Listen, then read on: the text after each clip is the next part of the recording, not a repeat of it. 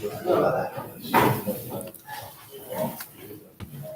afternoon. In Shalos Tshuvas Minchas Yitzchak Chelik Hey Simim Zayin, we find the following shaila. Now, before I get to the shaila, I want to just, in case anyone needs to know who the Minchas Yitzchak is, of course, Rabbi Yaakov Weiss from Galicia. Then he lived in Munkach. He survived the Holocaust. Was the Rav in Romania for a few years. Then the communism. He went to Manchester. That's where he started printing his tshuvas. And in Tavshin Lamed, he made the switch to the Eida Hacharedis in Yerushalayim, and he went up in the ranks. Was the leader of the Eida Hacharedis. He passed away in the year Tavshin Memtes. We know that he had certain connections with the Rebbe. We're not going to get into every detail. We know the mashal in Tavshin Yud Zayin. The Rebbe sent him ha'aris on Chelik Aleph of his Sefer. And in Chelik Beis, we have his ha'aris to the Rebbe's ha'aris. And Bamis in the Shiur, when we talk about the din of Teichacha as the Yisoid, maybe between Mechar of Yidden, so we mentioned that in L'kut HaSichos, the Rebbe is Mitzayin to the Minchas Yitzchak. When you look it up, the Minchas Yitzchak is agreeing with the tshuva of the Satmar Rav about building a mikveh for a community that wasn't so religious, etc. No. Even after he switched to the Eida, there was still a certain connection with Chabad. I saw there's a whole story that in Tavshin Lamed Vav, they made an Atzeres Tashbar and Meah Sha'arim due to the Antebi situation. And some Lubavitchers went to him and they were able to convince him that at the Atzeres they should be Machris the 12 Psukim that the Rebbe had just compiled. And he was maskim and they did it. So, Stam. After this very Choshev Agdama, now we can mamish truly appreciate the Stam, the Shraga Bataria and the Shaila in Minchas Yitzchak. So, the Shaila Minchas Yitzchak begins Shaila Yeshi Tanu B'Ireinu. Now, who's the one talking here? So there's a kata here, and it's signed Harav Tzvi Melech Kalish Shlita of Munkach. So who's he? Born and raised in Munkach. We can assume maybe they knew each other from before. He also survived the Holocaust. He lost his whole family. He started a new family after the war. He stayed in Munkach, but then it became part of Ukraine, communist Ukraine. KGB was going after him. He ended up in Siberia till Stalin died, and it seems like he ended up back in Munkach until he went up there to Yisrael in Tavshin Chavav. He passed away in Tavshin Mem Gimel. What's interesting is that he has an especially strong or interesting connection to Chabad, because in the year Tavshin Gimel, 1943, in the middle of the Holocaust, though before it reached Hungary, he actually printed, Tzvi Melech Kalish of Munkach, printed a special edition of the Tanya in Munkach with haskamas from the Rabban and the Talmidim of the Munkacher. And he actually added his own chibur, Toldus Spalatanya, at the back of the Sefer. And it's listed, you look at the list of Tanyas, it's up there at the beginning. So that's an interesting connection. Also interesting that I came across, it seems that one of his daughters is actually married to a shliach in Latvia, so he has Anyway, back to the question, which seems to be from Tavshin Chav Hey in Munkach. So he says, in our city, we have close to 10 young men with the following shaila. After World War II, the Holocaust, a lot of families were moving around, and the women were separated from their husbands. So there were a number of unfortunate cases where the men marrying women didn't do due diligence, proper research, and they just they married the first woman they met. And it was just a few months after the Shiur, after being liberated, so there was no real manig, a matz, there was no rav to guide them in their marriages. And after half a year or a year, it happened that the original husbands of these women actually simply showed up. I don't know how common it was with the Holocaust overall, but he's talking about people, at least here in Munkach, and people had been simply, captured, held somewhere, and they came back, and the women were already pregnant. And so we have a kama v'kama mamzerim gemurim, mamzerim and atoira, and the women actually stayed with their second husbands. That's the story, that's the situation, sadly, in Munkach after the war.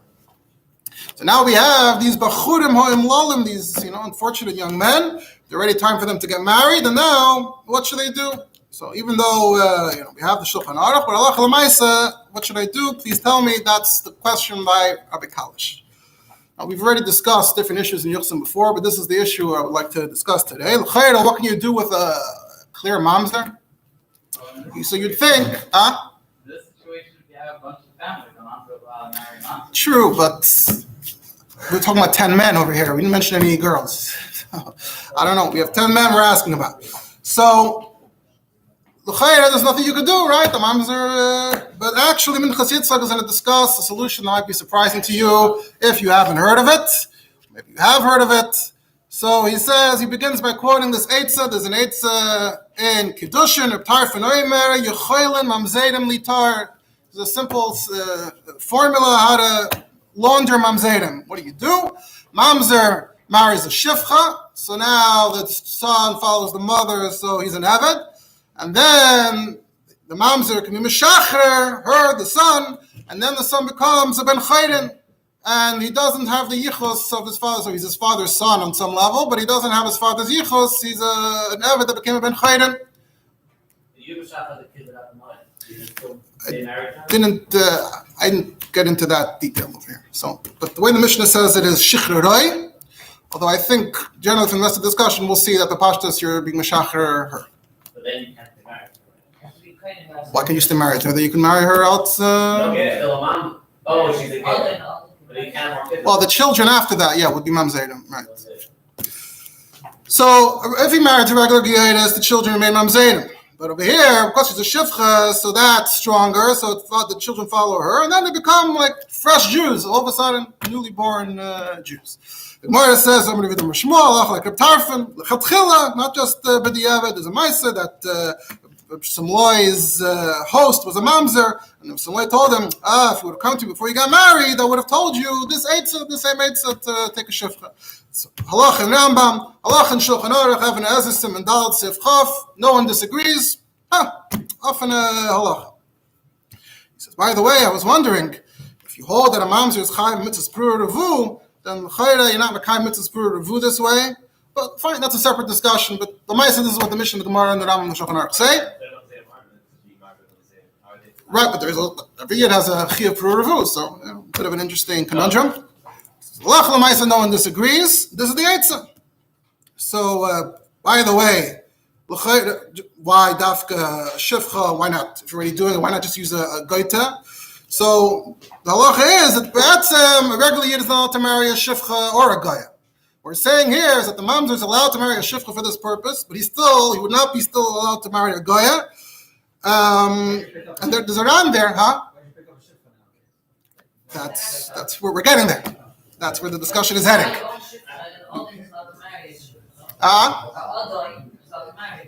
That's the context there. He's marrying a shifcha. His shifcha. So the Ran says that why is the mamzer taka married to allow the shifcha? The mamzer is chayiv and all the lavin in the Torah, and you're not to marry a shifcha.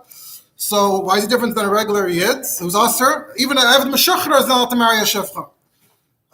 So Rabbi Tam answers that the law of shivcha is different. The Torah didn't say lo yiyah shivcha. We learn this mitzvah from the pasuk lo yiyah kadesh, that someone who marries a shivcha is a kadesh.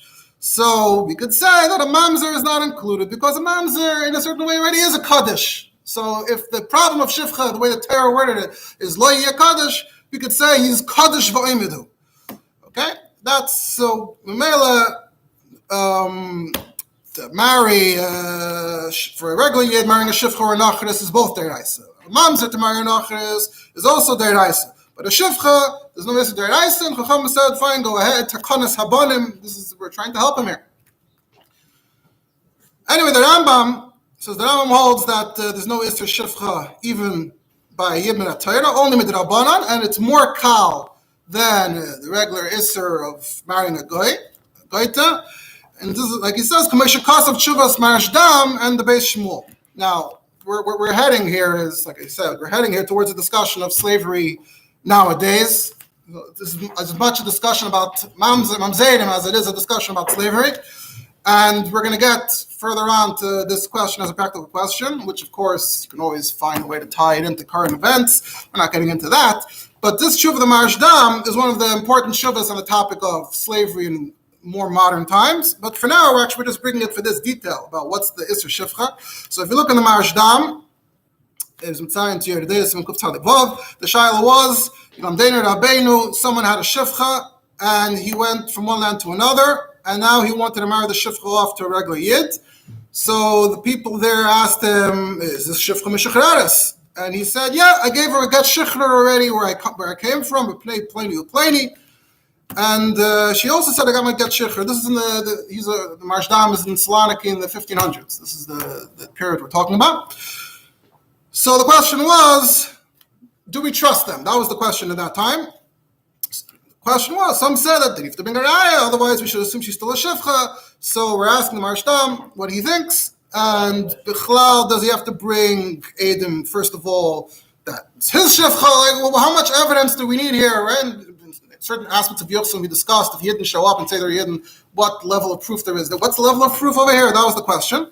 We're not getting into that, but so he starts answering, and he says that a person is Nemon to say, this is my shifcha, give her a get shichrer.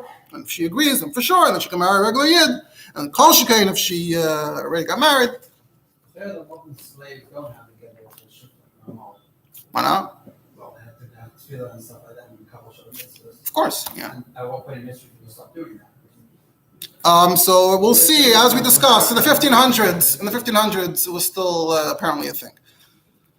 And the Marshdam says, before I get into this whole discussion, I want to say, Bichlal, that let's say she's not Meshachreres, and then she marries a Ben Chayr, and what would the problem even be? Is it the Reisa, is it the Rabbanan? And his conclusion was, from the Rambam, he goes to the Rambam, he says, Shaminon, that it's...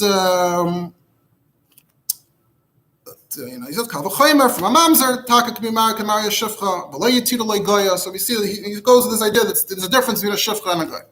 Anyway, that's all a side point. So l'chayra, we have a great solution here potentially. So that was question number one. Is this a solution? Technically, yes. Now the big question number two is, how do you go about getting a shifcha nowadays? And that's tied in very tightly with question number three, which is, how does dina d'machusa dina factor in over here? So, Min Chasitzak says, but again, if you can have this din of avodah mishvachas knaniyim, this man hazeh, which is seemingly against the law, it's illegal, so it's dina d'machusa. So the machlekes also of these achreinim from that same era. You have Mari ben Lev, the Mari Bel, and the Marshdam that we quoted, and another chuvas, they say Adin the Mechusa Dina does apply here. So look in the Marshdam that we already quoted. We'll start with him first. So when he starts his tshuva, he says, technically, I don't really have my svarim, but it seems like it's an important question. So he says that Fi Daiti, Fi Masha Shamaiti, Venira Emes, that in this kingdom of Tegarma, the Turkish Empire, no one who's not a Muslim is allowed to have a slave. That's what the Marshdam claims. So, if so, then something to discuss. There's no shifcha here. Right? So he seems to be saying that a shifcha cannot exist in Tegarma al pi halacha because seemingly of dina d'machusa dina. That's what he seems to be saying. But he says there are places maybe where you could, so this will at least be helpful there. And also there are other chachamim, das chachamim rabna paskin, and even in this malchus, even bisman hazeh, we do have the same din like we had bisman Talmud, even though I haven't seen what they say. He says, so yiyah mashiyah, we're under the assumption that this thing exists somewhere here, there. Now I'm going to continue saying what I have to say. So that was his introduction, where at least his own opinion seemed to be that mitzad the law, the whole din shifcha doesn't exist. We're going to delve into some of this. This is part of what we're getting into. So the Mari Bel, so he's also a very important question, a very important shuvah, and this question, as we'll see, was asked to many chachamim at that time. There was an almana, she had a shifcha, she took her when she was 6, she raised her, and when she was 9, when the almana when they're both in the Beis HaTvila, both the almana, the gvirta, and the shifcha, she begged to also toivel, so she toiveled in front of her owner, and another Jewish woman who was there, and from then on she acted ka'achas b'bnei Yisrael, yilamdeinu rabbeinu, if she can marry a mamzer, can we use her for this purpose? So the Mari Bel says, that was maybe part of the question. So part of the question, as the Mari Bel phrases it, is, can we be matbel, forget about that, what happened then. Can we be matbel her now, l'shem avdus? let's say it's still a possibility, and you can table her now and say, we'll start now. She's a shifcha now. Could we actually use this solution now? Maribel brings this question up. Could she marry a mamzer?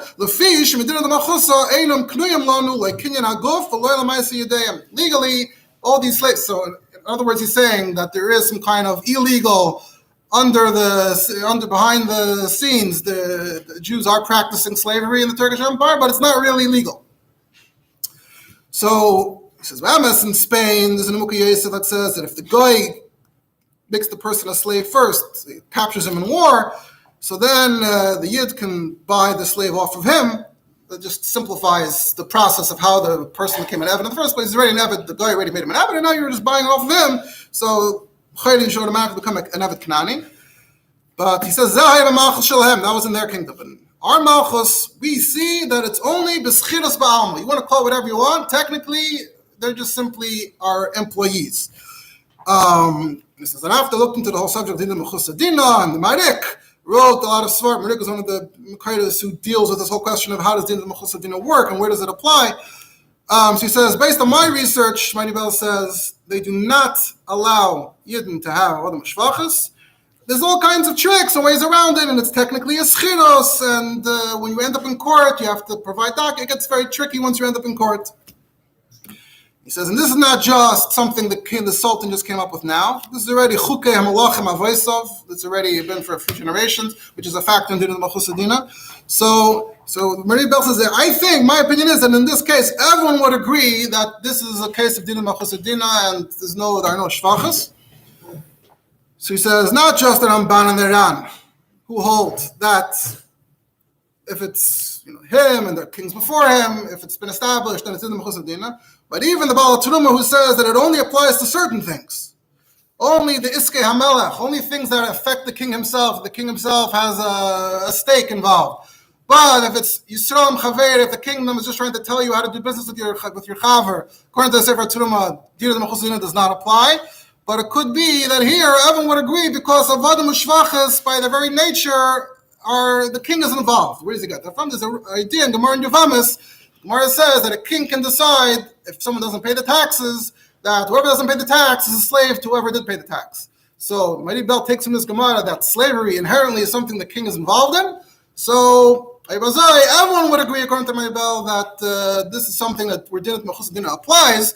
So his conclusion seems to be that actually shifchas don't exist here. So you want to talk about the solution mamzer, and you can't find the shifcha. So this leads us into this big, like I said, the third question essentially of Dir the Mechusadina and how does it apply in general, and then specifically how it applies here. So Minchas Yitzchak quotes is also Magen Avram and Hilchos Shabbos and Siman Shindalid, which is the Siman about an Eved, and an Eved is Mitzvah and Shvisa. So what are the halachas of that? So the Shulchan Aruch itself says a guy who's just an employee, ein rabbi mitzvah shvisasai. So Magen Avram quotes in the Beis Yosef, who quotes in the Maria Buhav, that b'oisen hashvachas aval pi sheknuyas kinyan olam, even where it seems like you have you literally own the maid, but because there's always a loophole, because if they ever want to declare that they're converting to Islam, they automatically, a Jew can't own them anymore, they get freed from the Jew. So could be that even now they have a din of schir akum. That's what the Magen Avram quotes. So what does this mean? That means that l'chayr is only for Yidden, right? It's implying that Goyim do practice slavery over here. The only problem is that if a Yid is the slave owner and the slave is a Muslim, that's not allowed. That's the real problem here. And that's when the slave gets revoked. So what do we see here? We're saying that the slave already now is not really a slave. So a lot of poskim say Dinah Mechusadina is only when a law is fair and equal and applies to everyone equally, which is Marik and the Ramon Cheshemishpat. But the Mardik himself says that even if it is inequality between the Jews and non-Jews, but if the law is applied across the board to all Jews, if the law is consistent for all Jews, that alone is already considered shaveh v'katzuv, and that it is Dinah Mechusadina. And Minchas Yitzchak says, by the way, some of these shuvas, Vatina de Machusa, are missing in the common print of the Marik that he had around then. It's clearly because of the censor, but I have the original print from Daniel Bomberg from the year Reish Ayin Test. That's where I have the shuvas from. So according to these Makairis, there is no such din of a mamzer being Neisei Shifcha, because the din of Machusa Din automatically, even if you try to carry out such a sale, din of Machusa voids the sale, so shvachas don't exist, so you can't find one. And Minchas Yitzchak says that would mean that din of Machusa Din must be Deiraisa, which is what the Chassam Sefer says, because it's overriding. If it wasn't Deiraisa, then ultimately it should work. Only if it's Deiraisa, that means it's completely overriding the Kinyanim, and the Kinyan is not a Kinyan. So far, based on this, so Din Mechusa Dina is stronger than we thought, and then that would mean there are no slaves nowadays, and then we have no more solution. But then Minchas Yitzchak says we have those who disagree, and they say we don't say Din Mechusa Dina. For example, the Knesset Hagdolah, which is also one of the important Makairis, the Knesset Hagdolah on Evan Ezisim and Dalet. So he starts off and says Shifcha, that was Taka, they took it to the mikvah for Avdus was Manazeh. When the king says you're not allowed, he's also from Turkey, from the same kingdom. So the Chatchila, we shouldn't use this shifcha for a mamzer. But if they went ahead, the Vlad is mutter la'achashin is gairu. La'achashin is gairu, though, that's the Maribel. That means that the Maribel really held that the guy, it's al-tkiyeres, which means that she was a guy, which means that he really wasn't allowed to do that. It would work, but the Avid, because Lamaisa, he was a guy, and the guy's children are not mamzerim. But then the Knesset Hagdolah says, I found a tshuva of Rabbi Yitzchak Ashkenazi Zal, which seemingly might or could be the Arizal. And he says, in this tshuva, it says that he saw a Maisa in Kustandina, that a mamzer Talmud Chacham married a shivcha, and all Chacham Kushta gathered that was Nisuin. The Kavod Tamid Chacham, later on, someone's going to comment and say, well, technically, it's not Nisuin at all. The whole concept of a shivcha is not Nisuin. But that's the language here for some reason. That everyone was at the Chasana, where the mamzer married the shivcha. And, but the reason that shivcha that was given was that even though the king said you can't have shvachas, but it's a gzeira chadasha of melech echad. It hadn't really become a law of the land. So, Amela, and even if it is dinah the Mechusa Dina, still wouldn't apply to any sales that took place before the Gzeira. So that's what the Knesset Hagdolah quotes. But there is this idea that, at least in that case, it was not in the Mechusa Dina. Lav Dafka really helps us nowadays, but at least some kind of argument like that. Also, the Magen Avraham himself, we quoted the Magen Avraham before, but now look at the Magen Avraham, Sif Cotton before. So the Magen Avraham writes, "Manenu," and he's quoting from these Makairis, Rashdam, Maribel, Knesset Hagdolah. "Manenu," that the king says you can't buy an Eved, Yid can't buy an Eved. So L'chayr, the Avodim should be able to do Malacha on Shabbos because it's only a Sacher, not an Eved. But Yesh Chalkim and say that even now, Guf and Kanoi, and especially if there's some kind of tax that really, the government on the one hand is saying no slaves. On the other hand, there's some kind of tax which is sort of acknowledging that you're paying a tax for the slave, whatever the tax was exactly. So even the Rashdam would be made. This is all from the Knesset Hagdolah. So the Magen Avraham quotes that as in that same discussion. And the Rashdam himself, who quoted earlier, said that I hold it's in the Mechusa Dina, but I know that the Chachmei Daira, there are other people who hold differently. I'm disagreeing with them. Also, he quotes from Eitzer HaPoiskim, which already, helps Poiskim nowadays find all of our requirements very fast. So it quotes there from the Sefer Yad Aren, the Yad Aren Alfandari, who quotes from Yeshua Tzuntzin, which he clearly didn't have, but you can look it up now. It's the Nachali Yeshua. He also was asked the same question with the Almana and the young Shifcha that the Maribel was asked. And Yeshua Tzuntzin writes very strongly that even if the king decreed that Jews cannot buy, but if you make a kinyan, the kinyan is a kinyan. And you can use it for mamzerim. And hamachmir hu me'amasmihim.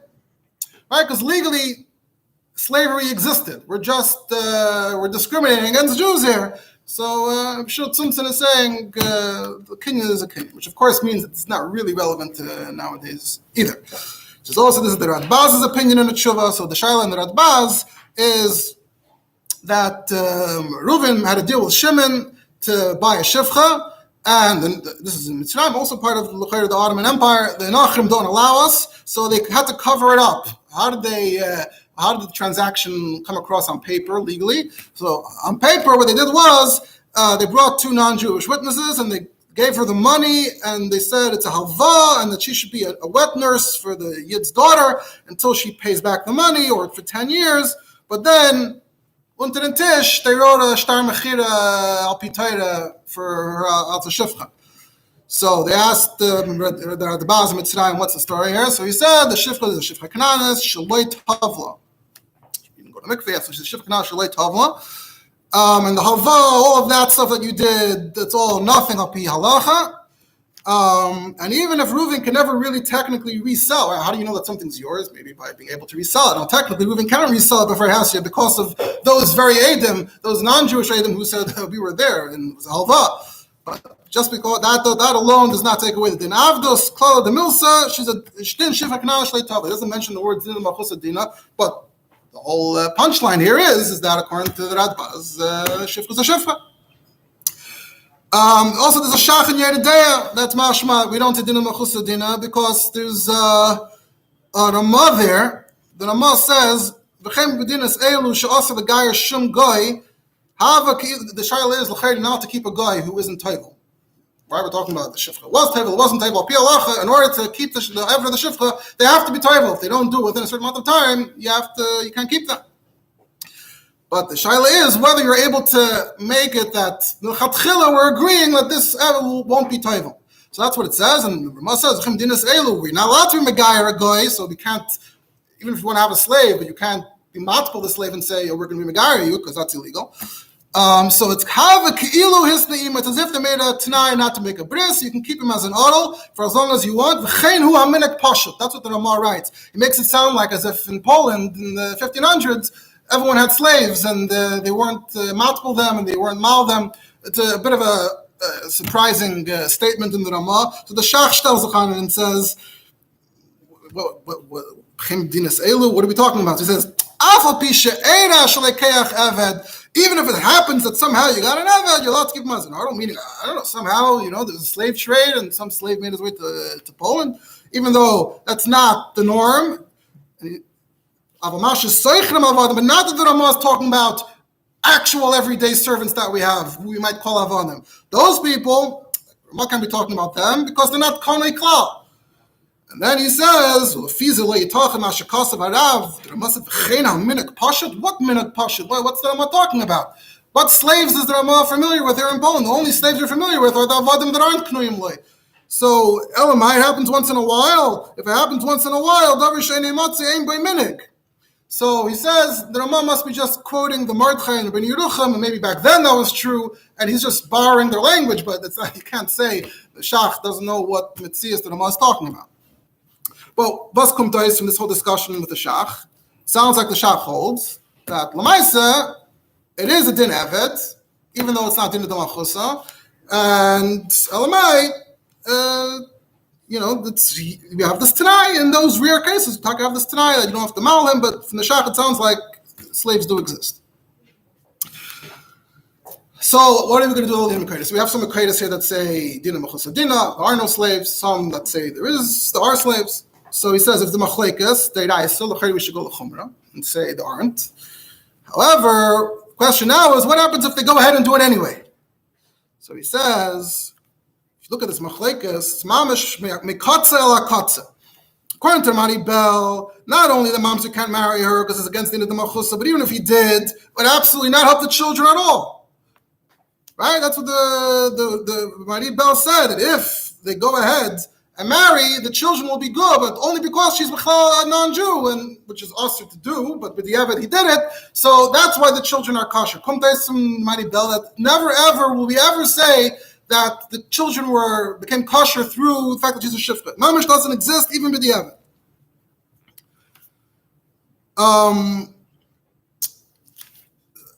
So that's Mani Bell. The ones that disagree, so they mamish hold that it's a Mishnah says the Gemara. They mamish hold that it works the chatchila. So you have machlekes here to the extreme. Some say mamish works. Some say that mamish doesn't work. So that leads us to the discussion of what do you do when you have a suffix mamzer, right? What if the guy goes ahead and does it? So you have some days that say mamish nothing. Some days that say it worked. So now you have a suffix mamzer. All the children are suffix mamzerim. How would be a suffix mamzer? You'll be also what? Okay. Okay, but the question is still we're trying to use the b'diavad to figure out how to look at it lechatchila. If you look at it b'diavad, so we have such extreme. Yeah. But I'm saying he's using the b'diavad to get back. He's getting back to lechatchila. So if you look at it in the case of b'diavad, so it would be from at least from this perspective, it's a suffix mamzer. Now that itself is a discussion. B'sfeika the dina of mamzer. What's the din with that? Some say minatar aser, some say minatar mutter. But he says anyway, if we had reshus to be machriya, grade, he says I hold that I would agree that din of does not apply here. Because what's Maribel's whole mucker? His mucker was that slavery is always something the king is involved in, right? Because some say that it has to be Sgan melech, and he's saying from the Gemara that the king is always involved in slavery. He says I don't know what the Maribel is talking about. In that case, in the Gemara, slavery is the king's involved in. In every other case, regular slavery, the king is not involved in. It's not Eskei HaMelech. So it was should not be din mechus din over here. Elamai. And he's going to be ma'arich on this later, I believe. Marshdam says that it's a problem with the mitzias. If you say the mitzias, the kinyan doesn't happen, it never went into your reshus, you can have the kingdom is preventing you from actually treating this person like a shifcha, so the kinyan can't actually go through. That would be a different problem. But if that's not how you look at it, if it's just a question of does the kinyan work, not pitayra, so if din mechus dina doesn't apply here, then it should be fine. But then he says, I even have a better mahalach here. He says, the Chsam Sefer, totally different discussion. If you have letters that are stuck together in the Sefer Torah, so now, and you want to just fix it by erasing the part where they're connected. So there's a machlekes of that is chak tuchos, whether you're creating the letter through mechika. So the Chsam Sefer says, when it comes to get, where you're writing the get lechatchila, we're machmer. Not to use a get like that, where you're erasing it like that. But when it comes to Shemus HaKadoshim, B'diavad, that's a case of B'diavad. What are you going to do with the Shemus HaKadoshim? So we rely on the poskim that say that it's not Chok Tuchos. So what do we see from here from the Chsam Sefer? That when you have this Menakatza, Lakatza, some poskim say L'chatchila, it's Mutter, and some say B'diavad, it's Aser, and we personally lean towards those that say that it's Mutter. So in a case of the L'chatchila, we go with the Machmirim. But in the case of B'diavad, we say we'll go with the Matirim. So he says, we should say we didn't didan. That even l'chatchila we should be chayshish to Maribel and not be matir or mamzer to marry a shifcha like this. But if they went ahead, so to passel him, that would be mamash diavad. That's igun. We find that Rabbi Kiva Eger says this about the things like this. That's considered a case of diavad and igun. So in that case, we'd be allowed to rely on the poskim and say that they are mutabakal. So it's a b'diavad kaidem ha'maisa, meaning so now based on this we could say you could go ahead and you're not being over on being with a goy, and we're saying like for the case of this situation we're relying on the shitta because the matzav of the children is a diavad. And then he comes up with interesting chap. He says maybe we can come up with this hamtzah. That should be miman of shach. Find a guy, a non-Jewish woman who wants to be misgayer. Buy her, talk to her, arrange it, buy her as a shifcha. And be matbul her for Kabbalah's own mitzvahs to shem avdus. Then the shifcha should break away and then go be toivel l'shem geiras, normal geiras, without reshus of her adon. But she should do everything right according to, with based on however you do geiras.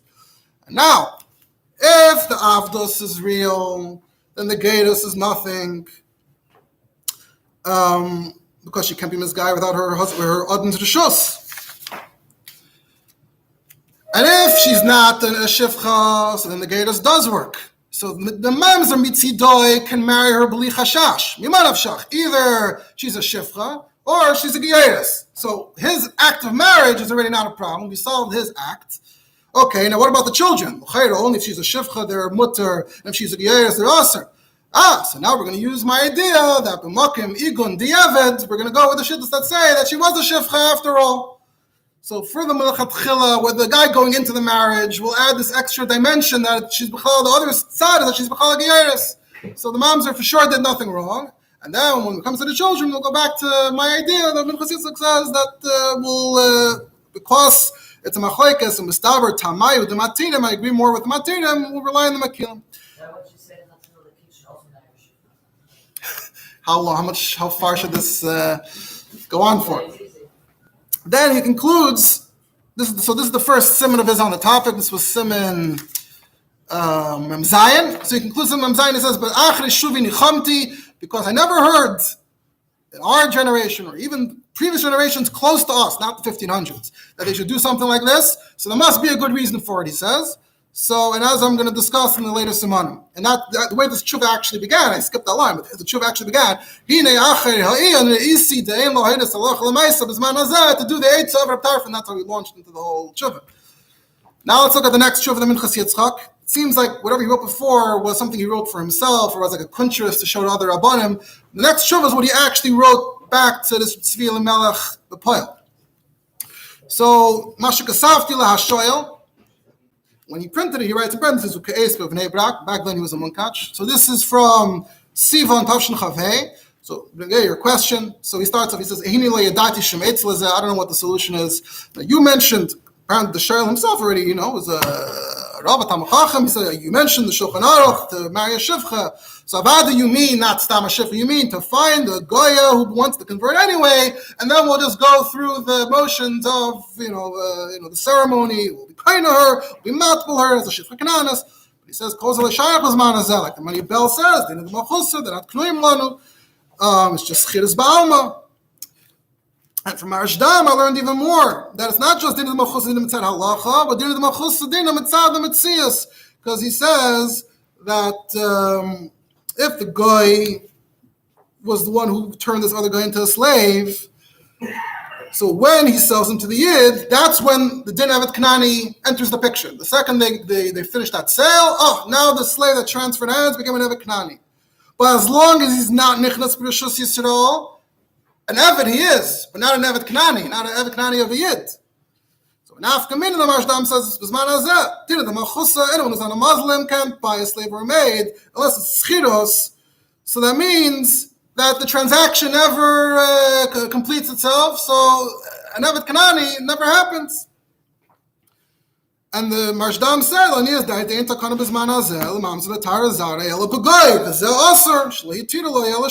not a Goya.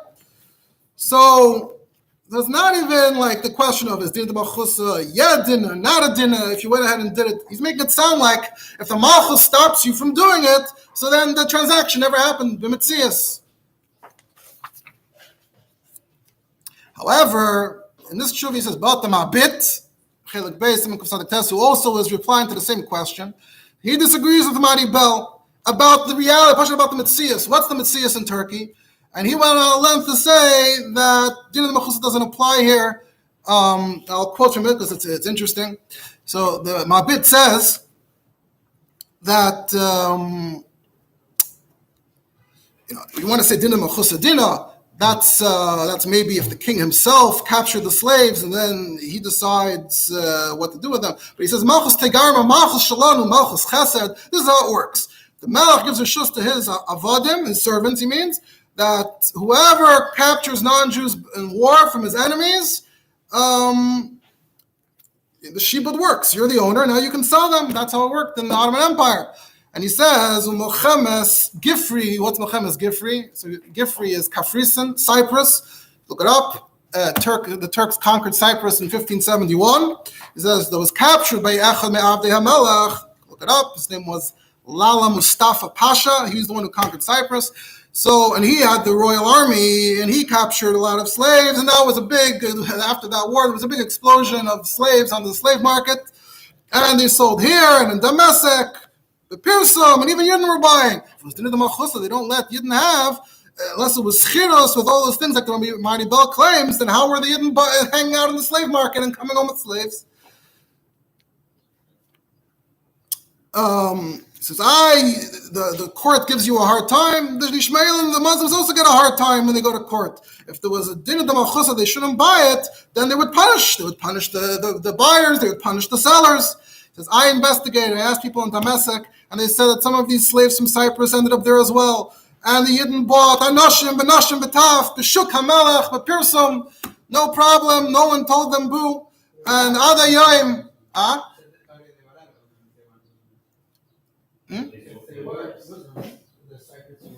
No, it was under Venice, so they were probably Christians, yeah. So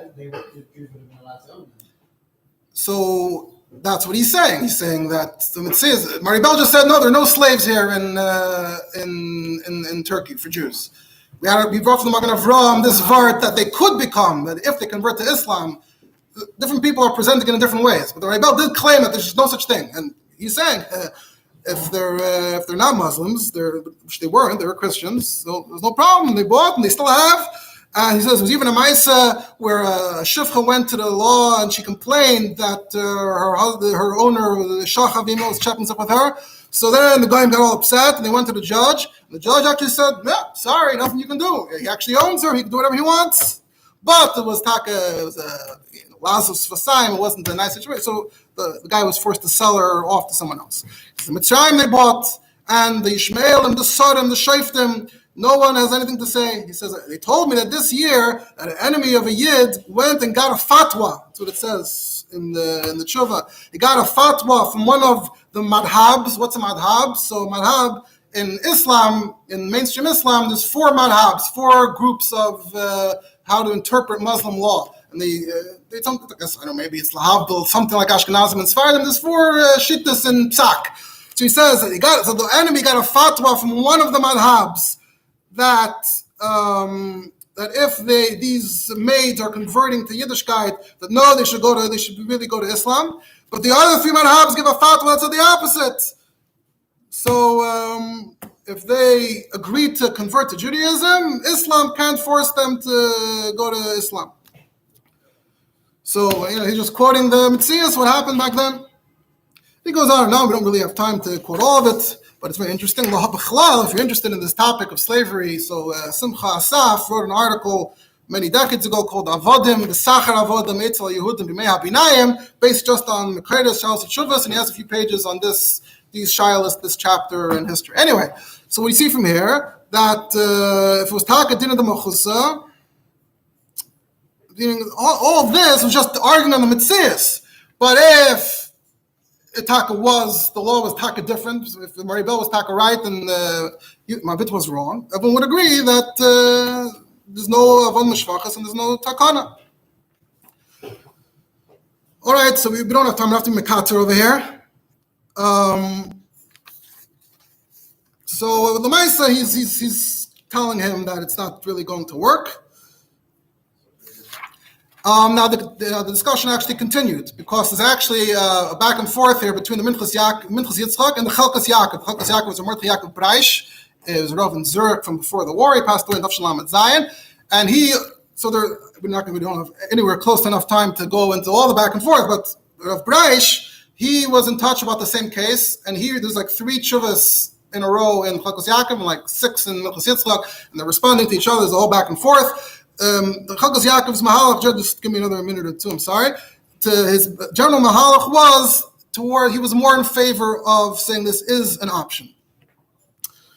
He goes into the whole din of the Mechusa Din. It's one of the messiest subjects in halacha. No one knows how and when it applies. But he wants to say that if you do the kinyan, if you go ahead and you ignore the din of the Mechusa, if you do the kinyan, l'shem avdos, kabbalas mitzvahs, it should at least be a machleikas. And he holds the din of Mechusa Din as the Rabbana, not like the Chasam Sefer. So Shas Adchak, it should work according to Rabbi.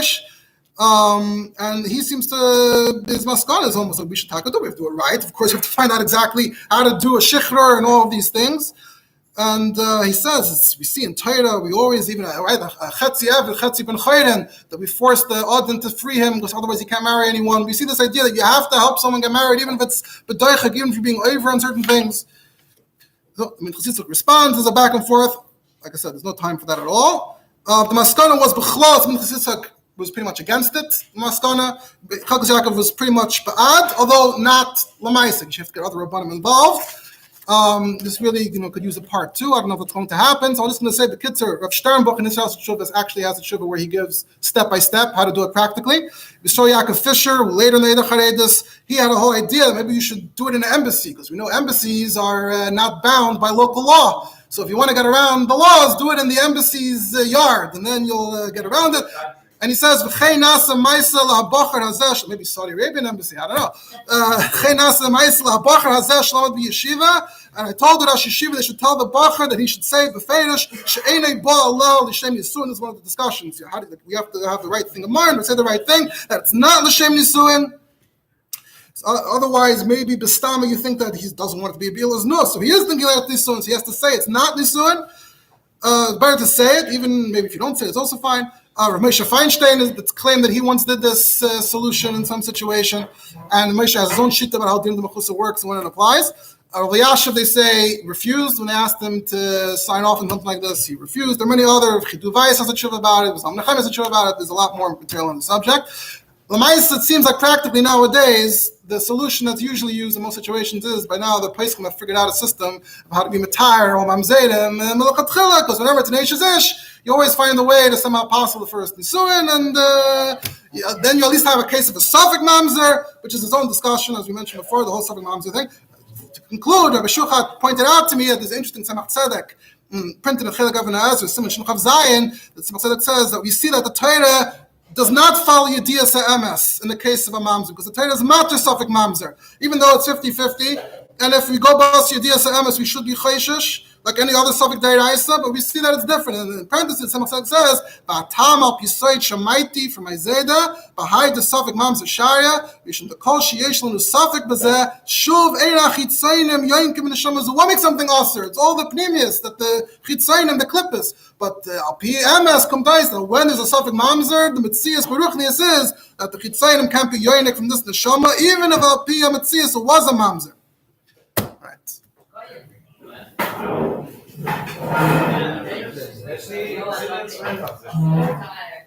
Yeah.